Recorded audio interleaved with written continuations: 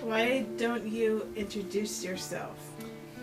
My name is Leticia Huerta. I am Esmeralda Huerta's mother. I have lived in San Antonio all of my life. Was English your first language? No, English was not my first language. I was raised speaking Spanish at home, so that was my first language. How old were you when you learned English? I think I was about 5 or 6. It was when I started kindergarten, which back then was just a half day, I think summer program, and that's when I started learning English and conversation. I think that I learned a little bit by listening to television. And maybe talking with my older brother and sister. I don't remember exactly, but I know that I started learning English when I started school. I really could not speak English before then. Did you continue to speak Spanish after you learned English? Yes, because at home we only spoke Spanish. And so I continued speaking Spanish throughout my life growing up, and but at school I only spoke English. Do you speak Spanish now? Not very much. Sometimes when I'm speaking to a person in the family that feels more comfortable speaking Spanish with me, like my in-laws pretty much are the only ones left that I speak Spanish to, and my brother, one of my older brothers. Do you have any memories of negative consequences when speaking Spanish at school? Well, yeah, we were told at the very beginning in first grade or kinder that we could not speak Spanish at school. What happened? If we were caught speaking Spanish, we would be punished. And back then, punishment was usually a spanking. So we were all scared to speak Spanish, so we wouldn't. I don't remember ever hearing any kids speaking Spanish to each other. We were all forced to. I guess we didn't speak, actually. We weren't allowed to speak in the classroom, so we just talked to each other in the playground. And I think pretty much early on we had to just speak English because we were terrified. What role did the family, community, and school play in your use of either English or Spanish?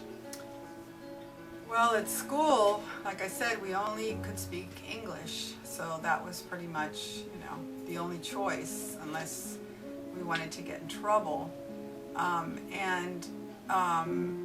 home, well, we spoke Spanish because we knew Spanish, and it was easier to communicate that way with our parents. I think most of the kids in my neighborhood on the south side of San Antonio in the Harlandale School District had a similar situation where our parents, whether they were first or second or third generation Mexican Americans, still spoke Spanish at home and raised their kids that way.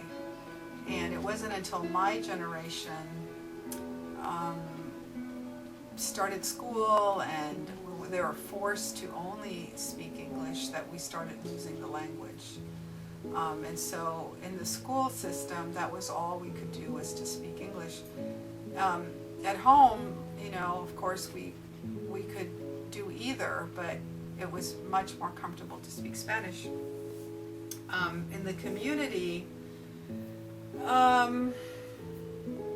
well, the church, when we went to church, there was the Spanish Mass, and even if we were at the English Mass, people spoke Spanish to each other, the older people. The younger, the kids, we were already trained to speak English to each other, so that was going on. There was like a dual language thing happening. In that situation, if we went to a grocery store or some other place in public, then at times the children had to speak for the parents because the cashiers or whoever, I think, were only allowed to speak English as well. So if our parents didn't speak English or they didn't speak it very well, which was my mother's case, sometimes we had to speak for them.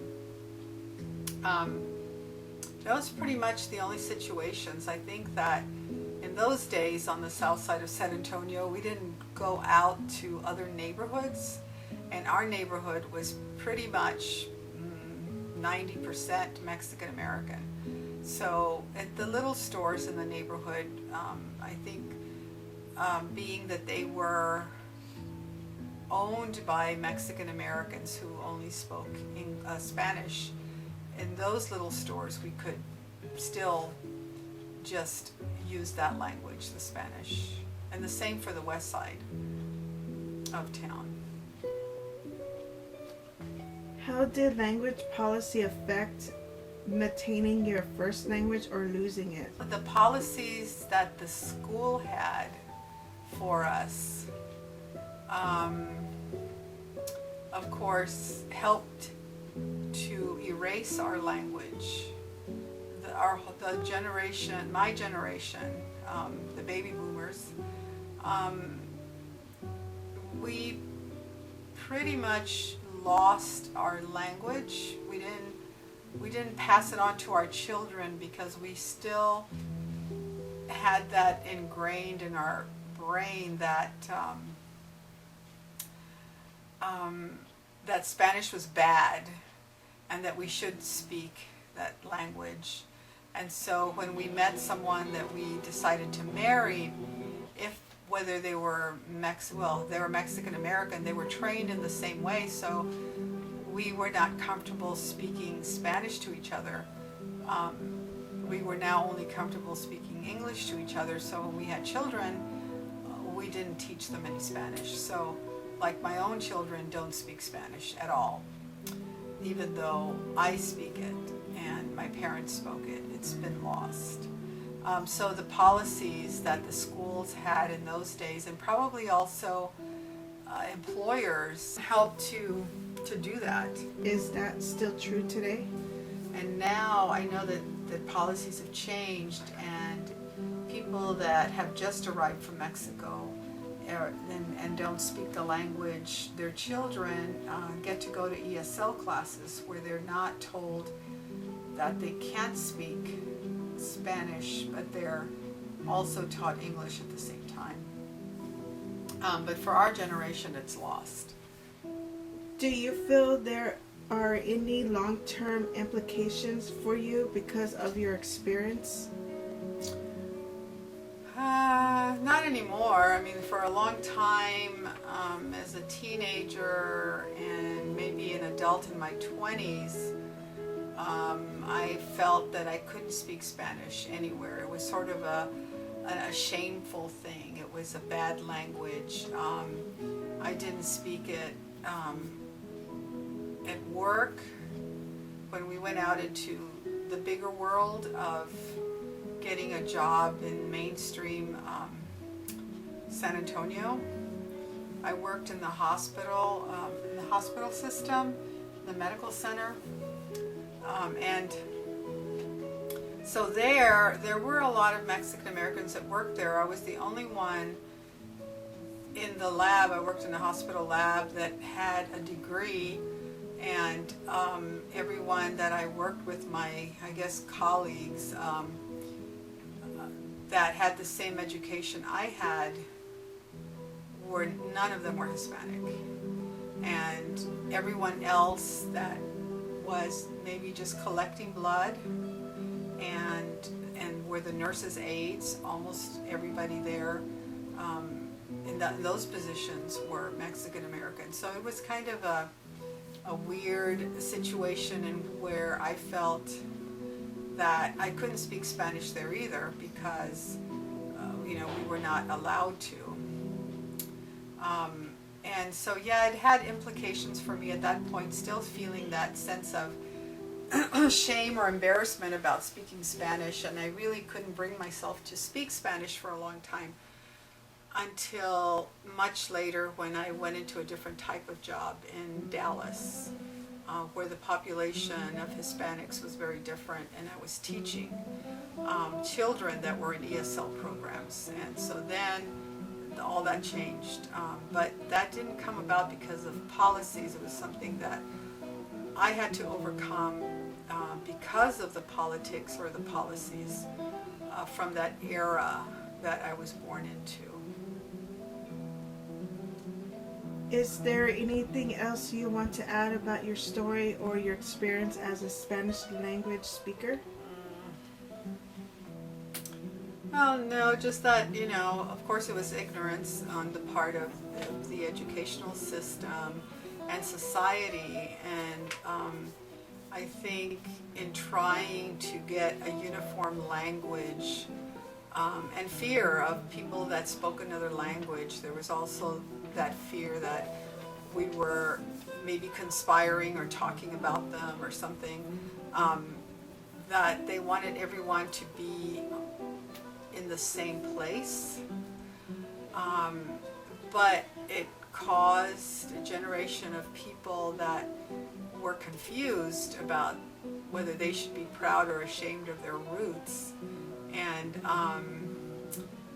it took me a long time to deal with that and to feel like it was okay to speak Spanish, and that actually it was a good thing because we become more worldly, more global when we can do that, because then our opportunities can open up job-wise. I did get a promotion type of position because I could speak Spanish at one point in my career, and